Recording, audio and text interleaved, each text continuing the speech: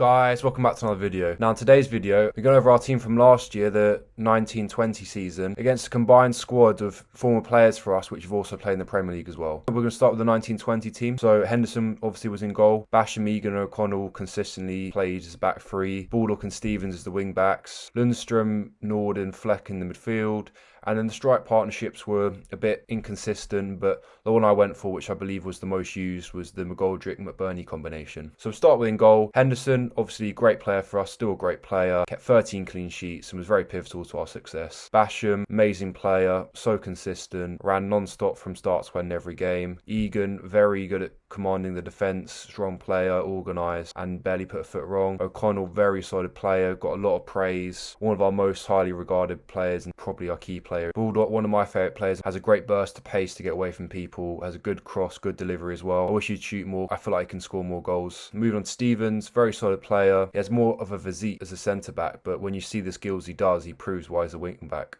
Now move on to the midfield. Move on to Lundstrom, a very solid player, a word I'll probably be using a lot for this team. Runs up and down the pitch non-stop, very good all-round game, great at crossing, which I think is an underrated trait for him. Now Norwood, a player which has a great eye for a pass. Baldock, he's always been an option for Norwood's passing, and that's a great key for that team that season, because whenever we looked to counter, Norwood was straight away looking for that pass across the pitch to Baldock to help as an outlet. Then moving on to Fleck, a player which contributed with a lot of goals, even as a midfielder, and was very consistent for us. Then moving on to McGoldrick, as we know, didn't score many goals, but he made up for it with creativity, always went deep to try and start the attacks, was a very good player for us, which is why we were so desperate for him to score, as he deserved it. Move on to McBurney lastly. This is the player which was his first season in Premier League football. Didn't get too many goals, but after lockdown scored a few, and I think he was a player which was always quite tough to handle, very strong, very good in the air, and I'm sure more will come from this season. So as a team, obviously it made us finish mid-table. We got a lot of praise for it. You know, the system worked to perfection. This on paper is probably our best team. I'd say possibly replace McGoldrick with Muse, but since they never played as a combination, it's to do with teams that we played on paper. So, moving on to the 11 former players. Now, this will be a very interesting one for everyone to see, I think, especially Blades fans, as there may be a few you've actually forgotten who played for us in the past. So the formation will be a 3-4-3, quite similar to our formation. Now, we're going to start with Ramsdale in goal. Be quite shocked if you forgot about this one, as it was pretty recent. Obviously plays for us now, so shows he's a good player. He came through our academy originally from Stoke and left us in the 16-17 season for 1 million to Bournemouth. Took a while for him to actually show his potential, but he finally got his chance in the 19-20 season and never looked back. Now Maguire, another player that came through our academy, another word you'll be hearing a lot with this team. He left us at the end of the 13-14 season after a good game against Hull City in the FA Cup, moved to them shortly afterwards, and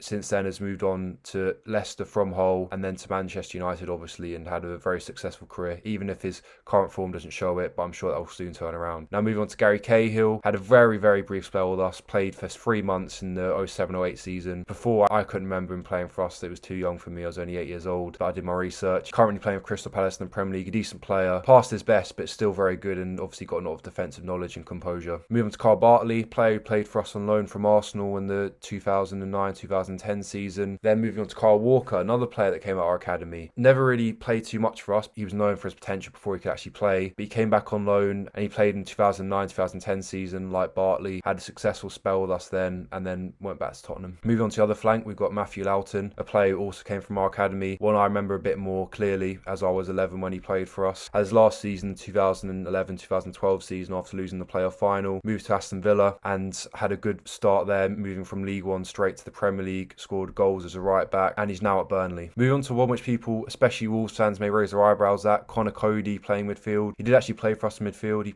was quite a versatile player, played centre back, centre mid, and I think he even played right mid when I saw him play us against Leyton Orient. He was a very good player for us, and he even scored 2 offside goals in the same game against Charlton, the FA Cup that I went to in the quarterfinals. He was a great player for us, great serviceman, and as we can remember in that 2013-14 season, it was a terrible start, and he was one of the players that helped turn the form around and get us from bottom 3, 7th in the table. Moving on to Brook, Brooks. I think this is a good combination, as if this was actual team code, he'd be the one to sit deep and Brooks be the one to go forward and attack. Didn't play for us too much due to the fact that he was very young at the time. He had glandular fever, which kept him out for a long time. On top of that, he had an ankle injury, so he was in and out of the team, not down to form, but just down to being injured, which was a shame because we would like to see him play more. Now moving on to the front three, we've got Phillips, another player who didn't play for us that much. He was only here for a very short spell, scored 5 goals in 6 games for us. In the 2011-2012 season, sadly the loan cut short when he was at Blackpool, so his spell couldn't carry us on to promotion that season. Moving on to the other flank with Che Adams, a player which is probably most known for us for that 14-15 semi-final cup game against Spurs, where he scored a brace. Sadly didn't get much of a chance after that with Clough, but when Adkins came in got more of a chance, still not too many games. And then he moved on to Birmingham, had a good spell with them, and then saw him move on to Southampton, he's doing quite well with. He got his first goal against City and starting to look a bit more confident now in the Premier League. Moving on to the strike and the final player in the team, finish off with a bang, Calvert-Lewin. And now obviously he hasn't been a world-class striker in recent years. Recently he's had some incredible form and is looking like an incredible player. I hope for him, being a Blade and obviously being a former academy player, that he can continue this and be an England striker for years to come. He's got all the attributes to do that, and I think it could happen. So if we look over the team, it's a strange one because obviously there's some players that shoot a lot better than others, so the team's slightly unbalanced, but I think this is the team which could definitely contend in the Premier League. I could see it finishing top half of the season as long as the players continued in their form. Moving on to them playing against each other, this is a very interesting one. I would just say that due to the tactical masterclass of Chris Wilder and Alan Neil, that we would just about do them on the day, and the fact that the players know the system they're playing, and unlike the team we're playing against, would help us. So I'm obviously going to back our current 11 and say we'd win this game 2-1. I don't know what you guys think. Leave in the comments if you think we'd win the game or if we'd lose it. I think it'd be a very tight game either way,